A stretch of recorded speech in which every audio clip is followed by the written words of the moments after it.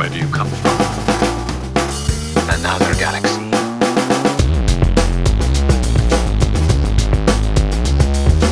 Once a dead man, always a dead man. Hello and welcome to episode 3 of the long-awaited return to the Akupara Games podcast. I am Buddy, your host, the community manager for Akupara Games, and today I am joined by our illustrious social media manager, Miguel. Hey, Miguel, how you doing? Hello. Hey. Hi. How's it going? Happy Wednesday. Hi. Yeah, it is Wednesday. We are recording this on a nice Wednesday afternoon. A crisp Wednesday evening. Well, it was Wednesday afternoon for me, but then also we're on like different time zones, so that caused a little bit of a kerfuffle earlier in the day. Also true. The worlds apart. Anyway, so Miguel, why don't you do us a little favor and introduce yourself to all the loyal listeners out there? Yeah, totally. I'm Miguel. I am the social media manager for Akupara Games. At this point, I've been with Akupara for a couple months now. I came in kind of near the middle of August, I think, right around when Spinch was coming out, and I've been having a blast working with Buddy, the illustrious Buddy, and everyone else on the team ever since. It's been a blast. It's been awesome. Okay, well, I'm very happy to hear it. Let's get right into it. We want to introduce you to all of the folks at home. So what's the very first thing you want to tell the people? The whole audience of Akupara Games is listening. This is your first impression. What do you want them to know? I'm so hungry. I had a very light breakfast, banana smoothie, that's it, so I can't wait for dinner. But also, I have absolutely loved the warm welcome I've gotten from the community so far, you know? I mean, like, the people on Discord, everyone who responds to the tweets and the Instagram posts and the Facebook posts, people who love Akupara are, you know, they're great. So I've been loving the community, the response to what I've been doing. I've been loving the response from the team. You know, everyone at Akupara has been super welcoming to me so far. So, you know, I'm so happy to be here, is what I want to say. I am beyond happy to be here. Okay, well, I am, you know what? I am beyond happy to have you here. You know what? I'm beyond happy that you're beyond happy to have me, okay? Crying a little. Okay, I'm crying a lot. It's just raining on my face. Okay, yeah, so, okay, so tell us about, what do you think is, like, your very first, like, big gaming moment, right? Like, I feel like with people in our industry, in our line of work, there's always this moment where you just, like, look at yourself in the mirror and you go, like, am I a gamer? Did I become a gamer? No. So, like, what would you say, like, that is? Like, when did that happen for you? You know, I mean, I feel like there wasn't ever kind of a big moment where, like, video games were suddenly a thing for me. Games were kind of just, like, always in my life. Like, I kind of grew up, you know, like, my mom and my dad, they both were gaming and stuff before me, and once they had me, it was like, oh, you know, my mom's Game Boy. Here, have this, play Tetris. And like, oh, there's, like, the, wow, really? you know, Yeah. So my your uncle's parents N64. Your parents were gamers? Yeah. Crazy. Like, not super heavy, but, like, they both played, so, you know, they had the systems lying around. Like, it's like my first gaming console was, like, my mom's hand-me-down Game Boy, and then, like, you know, like, my uncle who, like, lived downstairs had, like, the Dreamcast set up, so it was kind of never, like, oh, man, I finally get to see what a video game is. It's, like, it was kind of like a thing for me the whole time, you know? If anything, I guess kind of the first or earliest kind of memory I can think of that makes me think, like, oh, yeah, at that point I was, like, a filthy gamer was, like, when, I guess, Halo 3 was coming out, and it was coming out, like, right around, like, the same day that school was starting. And literally all I could think about was, like, going to GameStop and spending money to get that game, to play that game, and do nothing but play that game. And, like, that's kind of the earliest point that, like, the video games, I think, were taken over.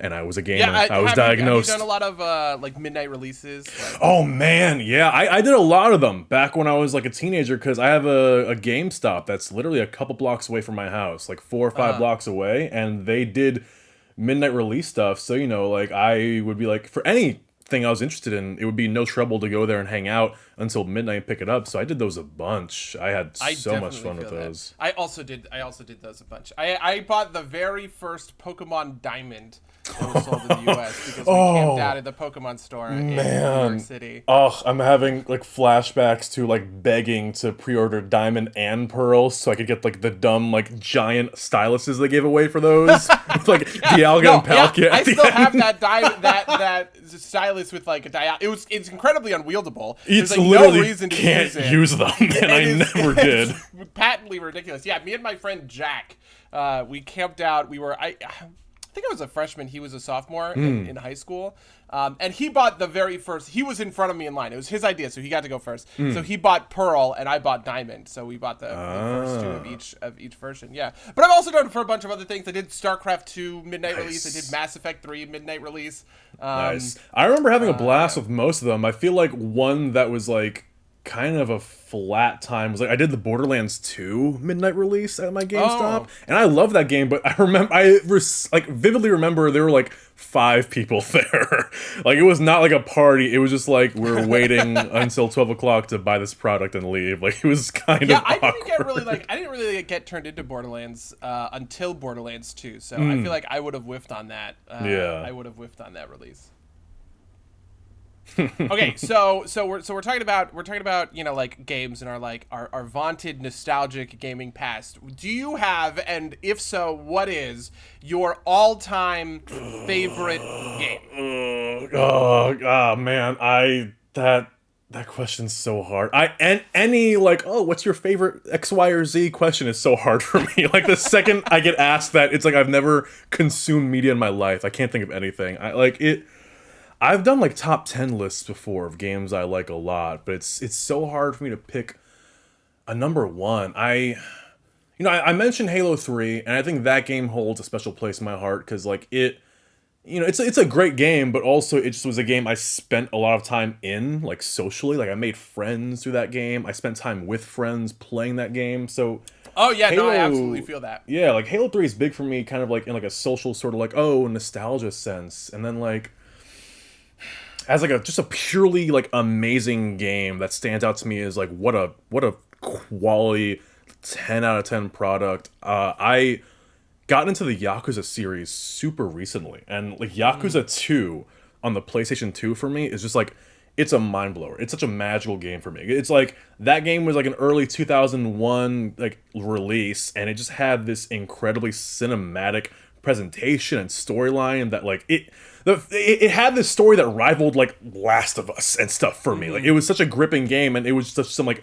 early PS2 thing, and I'm in love with it. So it's like that is a little nuts coming from kind of like that era. Like I feel like a lot of those sorts of narrative games kind of took off in the like later in the 2000s, 2010s, right? Yeah, I think of like Deus Ex Human Revolution, Mass Effect 2, right? Like that era was pregnant with these incredible narrative games. Totally. They're so common nowadays where, games are like, they're Hollywood productions. There's so many games where it's like a massive storyline driven thing with like real actors in them. And it's kind of the norm at this point. So for me to like go like 4 years ago and play this early 2000s PS2 game that was doing that, it blew my mind. And like, I'll never forget that. It's such like a groundbreaking game to me. Okay, yeah, that's crazy. No, I definitely feel that because it's one of those things where it's like, listen, I checked my /played the other day. I have 400 days on my World of Warcraft account, which means that I have spent an entire year of my life has been spent playing, more than that, has been spent playing like World of Warcraft. It's like the centerpiece of like my social life now, obviously, because we're in the middle of this pandemic and everything. But when I think of my all-time favorite game, I think of Mass Effect 2, right? Like that was this game that really like activated, me and like, oh my God, games are kind of kind of situation. But obviously I have like way less time, right? By these, so it's kind of like, do I honor that time that I've spent in this MMO, or is it about the kind of magnitude of that feeling I had 10 years ago? Yeah, I mean, like, it speaks to kind of how varied video games can be, like as a medium, because it's like we're both saying how we have, well, there's this one game that's like a big social like life impacting thing, and there's this other game that was just like a really impressive, like, fun thing, you know? Like, the fact that you can have, like, the World of Warcraft, this is my life kind of game, and, like, the Mass Effect, it's a really just cool action game, and even, like, you know, the littler stuff. Like, there's so many fun little, like, mobile games I'm in love with that obviously aren't, like, a giant Last of Us production, but they're still just as, you know, memorable to me. And Can I actually ask, what mobile game are you talking about specifically? one that comes to mind, I guess two that come to mind are, I like Downwell a lot. That game's like, it's super cute. I don't know mobile games like at all, so It's that's why I'm interested. Yeah, it's a super cute and simple, like, top-down kind of like roguelike shooter thing, and it's just I don't gel with, I think, like, roguelike things too often, but that was the first one that kind of just, like, hooked me. It was a really fun time waster. And then I really love I love the Professor Layton games a lot. And way back, they released, like, a iOS exclusive side story game called Layton Mystery Brothers, and it was just like, it was, you know, the Layton games, they're like puzzle solving the rabbits crossing the river, but there's 3 wolves there, like that kind of stuff. But this mobile spin-off was more of like a murder mystery, kind of like looking for clues, sort of LA Noire thing. Like, you're in a room looking for evidence of what went down, and then the characters discuss it, and it was the first time, right? Yeah. But so that was happening in, like, a game on my iPod Touch, and that blew me away, you know. So that was kind of the first time I saw mobile games as being like, oh, this is like an actual, like, thing. Like, oh my god, this is like a video game, you know. So that was a super favorite of mine too. Yeah, very cool. Okay, so if it's tough to narrow it down to games themselves, what if we, like, kind of zoom out a little bit? Do you have, like, an all-time favorite, like, console that you would think of, or like an era maybe of games that you're like, this was the best or my favorite? Man, you know, so it's like console. If I think of, like, a specific console, I don't know if I've ever had I think the one console that, like, I've owned and played on that really felt like wow, this, like, is an impactful piece of hardware to me is, like, the Nintendo Switch, you know? Like, it's only been a few years, but that thing, it's, you know, it's not just like, oh, this is the new Nintendo box for your new Nintendo games. It, like, the fact that it does the whole portable and TV console thing, it really changed the way I, like, buy and try to, like, play games, you know? Because now with the Switch, it becomes a thing of, like, oh, well, this really cool game's coming out on Steam and PS4, but if it's like a 2D side-scroller kind of thing, you know, why not grab that on Switch? And then I can play it literally wherever, like on the train, in my bed, like, or on my TV. I can have all those options, you know? And the fact that it does that is really, really exciting to me, you know? And I haven't really had any other console that has sort of changed the way I play in that way. Other consoles are just kind of like, oh, well, you know, the 360 is old now, so I got to get the next box, whatever. But the Switch was like, wow, this is a totally different kind of device, you know? So yeah, I feel that. Like, I definitely loved my Xbox 360. And, like, when I think of the games that came out in that generation, a lot of those are, like, my, you know, like, these big classic titles that I have for the Xbox 360 or whatever. But I don't know. It's like, it's always hard to do this sort of thing, like, over time. It's weird. It's specifically weird for me because, to me, the answer is just PC, right? Like, my gaming start really came with StarCraft, which is a PC game, and then it, like, continued up through stuff like WoW, right, which is a PC game. Yeah. Or you know, like League of Legends. Like these are the games that I spend, like, a lot of time on and that I'm doing, and they're all PC games. All these strategy games, right? Like, I go really hard for strategy games like Total War, or Europa Universalis, the Paradox games, right? These are all PC games, so it's like, oh, my favorite console's the PC, buddy. Thanks for asking. Nobody has hit me with that yet, though. But the moment they do, I'm just gonna be like, it's the computer.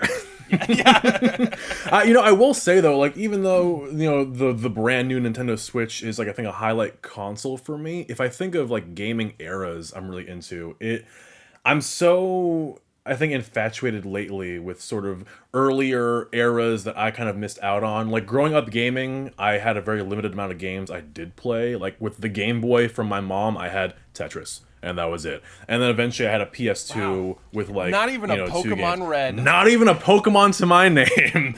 Rough. I eventually got a Game Boy SP and got one Pokemon game. I got Emerald, and then with like, and I've had a very limited amount of games I was playing growing up, and it's only been in the last maybe like 5 or 6 years I've really expanded like my gaming horizons, and I've started to look back on all the stuff that I missed that not only was coming out during my time, like really dope PS2 games and original Xbox games I missed out on, but also like stuff before then. Like I wasn't really around when the PS1 was like, the current console. And so going back and seeing games on there that I love now is really exciting to me. Like I played Ape Escape 1 this year, and it was like one of my favorite games I've played this year. So how are you playing these games? Is it like a virtual console thing? An emulator? Or? Yeah, so I picked up, it's different, I guess, for everything. I think Ape Escape 1 specifically had like a PS4, PS3 like release. So I think, oh no, that's Ape Escape 2. Ape Escape 1 I played on PS1 Classic. I had it loaded onto there. But there's a few other PS1 games and PS2 games I played on like newer consoles if they get official releases. I'm not playing too many things on original hardware besides like I've dug into a couple of like Game Boy and DS games I missed out on, or I just hooked up my PS2 a while back and my Xbox original a while back, so like I played, oh man, there's an original Xbox game. It's a first person like time travel beat 'em up called Breakdown, and I played that original Xbox game like 2 years ago, and it's one of my favorite games I played in the last few years. Like that was something I played on like original Xbox hardware and like fell in love with, and it's just these days every new game is a big giant 500-kilometer open world like smorgasbord, and it just makes me fall in love more and more with like the tiny cute simple stuff from like earlier eras. Yeah, it's pretty easy to like lose the thread when it comes to that, when it comes to those like massive undertaking games. And I feel weird about that, like saying that or whatever, because I think I would honestly prefer like bigger stuff if you were to ask me. Like if I was sitting down in a room and Ubisoft is like, hey, we're doing a big open world game, we want to make it bigger than ever, I'd be like, ooh, yeah, sign me up. Yeah. But then like in the moment I'm just like, oh my god, I don't want to have to like go all the way over there, and then I like put this game down and I never go back to it, right? It's like for me, like I said, in the last few years, I've really expanded what types of like media I get into, what games I play, and so I love being able to experience as many different things as possible. So I think part of my sort of disenfranchisement with like the big, giant, we're a 200-hour open world seasonal RPG is just like, I don't have the time in my life to play all like 200 hours of that, It's way more exciting to me to be like, hey, this weird indie like 1 hour platformer is a thing. Oh, I'll play that. Boom, I'm done.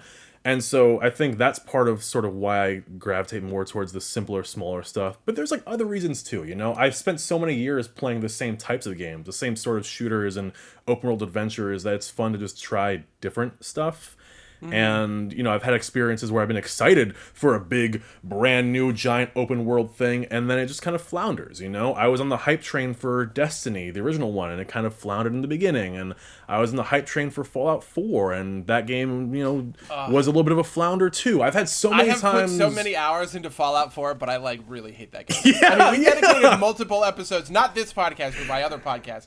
We have dedicated multiple episodes that are just like, honestly, you could put them in a playlist that's just like buddy bitching about Fallout 4. Because my problem with Fallout 4 was I felt very bamboozled. I really liked the opening to the game and like the first couple of hours. I was like, oh, this is really great. This is really interesting. And then all of a sudden it just sucked. That's that's the word. It's like bamboozled. It's like that's how I feel with so many like big giant AAA games nowadays, where it's like they really talk it up and give you a million buzzwords about it and really like get you into thinking it's like the next best insane thing, but 9 times out of 10 it's just kind of money being thrown at a computer. And I feel like what makes really old games from the PS1 era and new just weird experimental indie games so much more exciting to me isn't just that I can play them in one afternoon and like think about it for days afterwards, but also they don't try to oversell you. You know, here is this nice, simple little adventure game about a frog and a turtleneck. Okay, am I gonna like it? Oh, I loved it. Whoa! Instead of like, you know,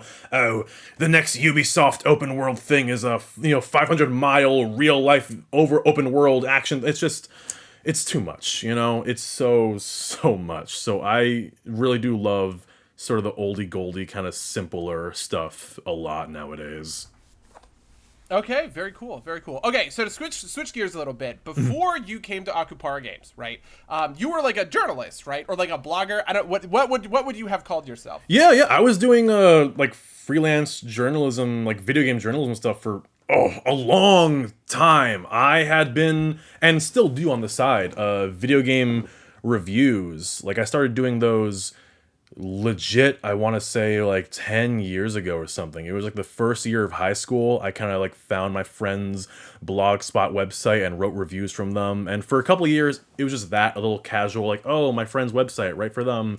But the beginning of college, like 5 years ago, I kind of ended up finding a like legit website to write at. And then I started doing like reviews for them. And then that snowballed in the last 2 or 3 years into like pretty legitimate freelance journalism stuff. I was doing like, you know, previews and interviews, writing a lot of news articles, and then I ended up going to the last E3 ever. Shouts out. I went to the last PAX East. The last PAX East ever, the last convention ever. Shouts out.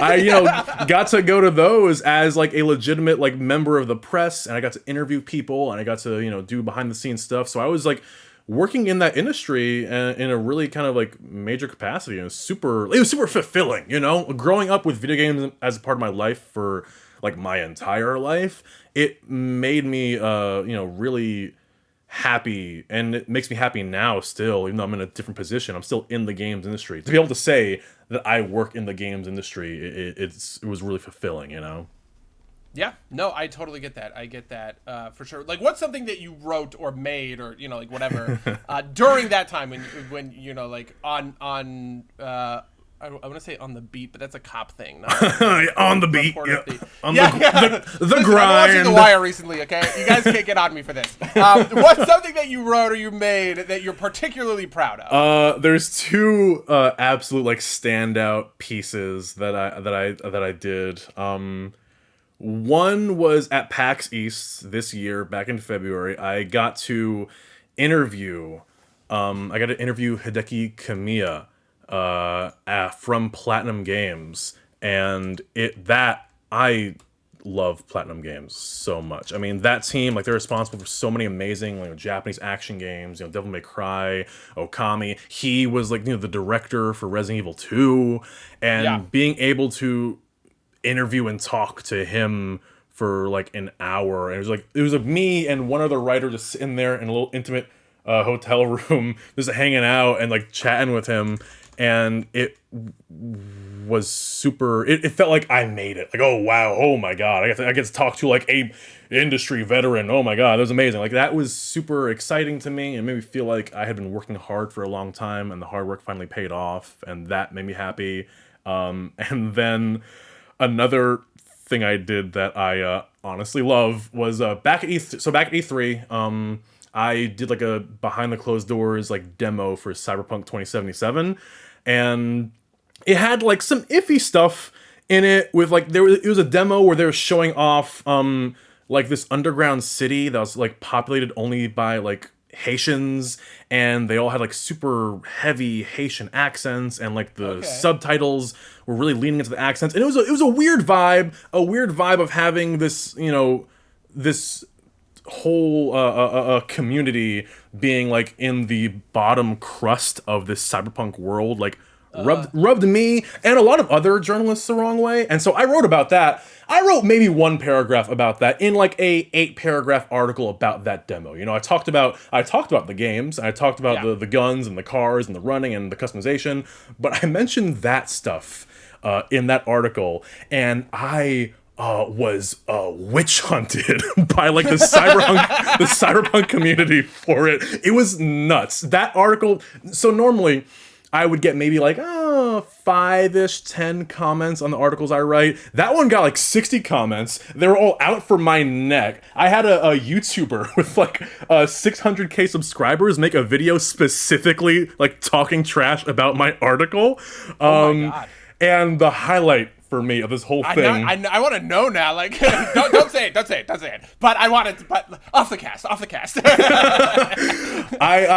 totally get that. Like, I have definitely, this happens to me on Reddit, right? Like, so for instance, I really liked the most recent WoW expansion, but like, if you ask most WoW players, they really hated it. So I'll get on like the WoW subreddit where people are like, oh, I hate this game. This game is garbage. And I'll be like, this game is great. Eat it. And I just like watch the downvotes come in. I'm just like, gimme. It just, as someone who used to take negative feedback like that to heart a lot, at that point, I was just like eating it up and I was so happy about it. It's like that just, and the reaction to me was a good reaction. And that was like the most reaction I've had in my life. So that was such a blast. It's so hilarious. So and now you are our amazing social media manager, right? Like, so which social media platform is your favorite? Do you feel like, Instagram, Twitter, like Reddit, like where do you feel most at home? I'm a big MySpace guy. I'm working on there every day. I really like Google. What was the Circles? Google Plus. I'm on Google Plus. Yeah, Napster. That joke would have worked well if I had remembered the name of the social platform. Hey, okay, it's like genuinely, Tumblr is kind of dead and awkward now, but that platform had like it was like the big thing for a while there, and I loved Tumblr. Absolutely. It felt like it was the bomb. It felt like the perfect platform for me, where I'm more of a lurker than like a poster and like a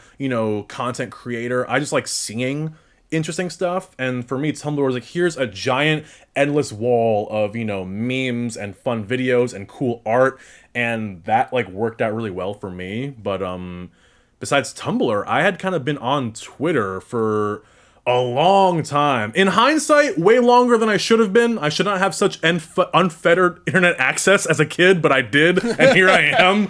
But, I kind of grew up using Twitter and kind of seeing like how communities form and unform and how the platform changed and evolved over the years. And so that's kind of the one platform where I feel like I sort of know it like the back of my hand, I guess. And the other platforms are kind of like, and I use those. But Twitter and Tumblr kind of always been the ones that kind of had like an impact on me, I guess. Those I get that. No, I get that 100%. Twitter, I felt like was where I was best at when it came to like doing social media stuff for Akupara. But speaking of Akupara, so obviously when you came to the company, you got to play all of our amazing games.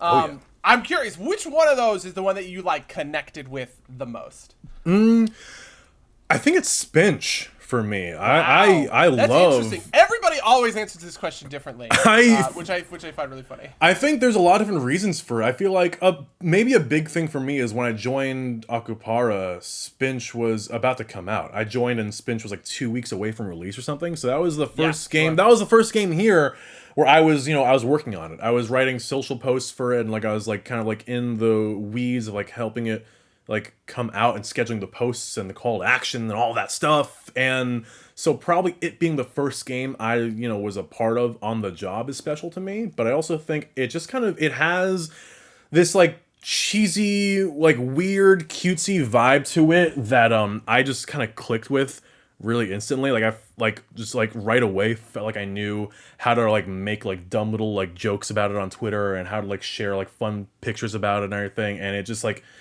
I feel like it's just such a cute little thing, and that sort of vibe of like a cutesy, colorful indie game just like hit me right away, So, so here's the important question. Here's what really matters. Have you beaten Spinch? No.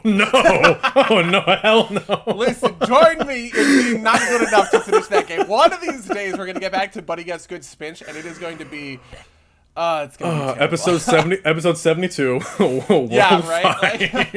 No, hey, I love Spinch, but Spinch is also hard as hell. That game It is super, very super tough. What was cool to me about Spinch 2 was like seeing all the streamers and kind of like, you know, virtual YouTubers that got attached to it, and watching all of them take 3 hours to play one level was wild. That game I is got really so into hard. that for a while. There was a while where I was like hardcore. I would call this like Schadenfreude watching, where it was like I would come off of these Buddy Get Good streams and just be like, I can't believe I spent 45 minutes on like level 3-1 or whatever. And then I would like troll through the Twitch for Spinch and watch people and just be like, oh, yes, they're worse than me. This feels so good.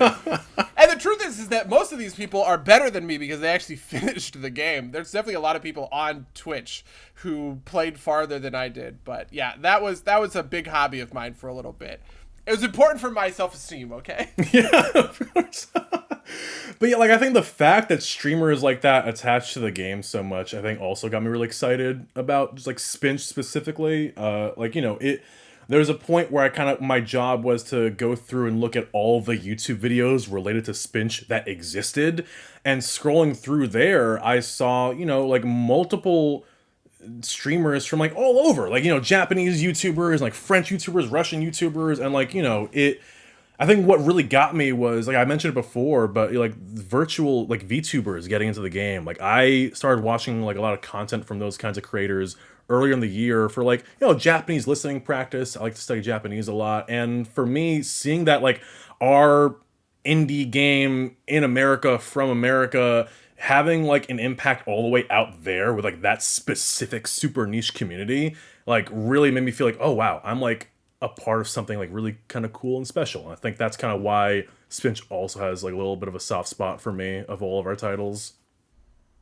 Okay, well, very cool. Listen, so we're almost at time, but we wanna leave with something cool and very juicy, right? So like, what's something cool about your career that you'd like to highlight for all of the folks at home? Do you have like a secret that they would never have heard about you that you want to share? Well, so I'm currently the Akupara social media manager.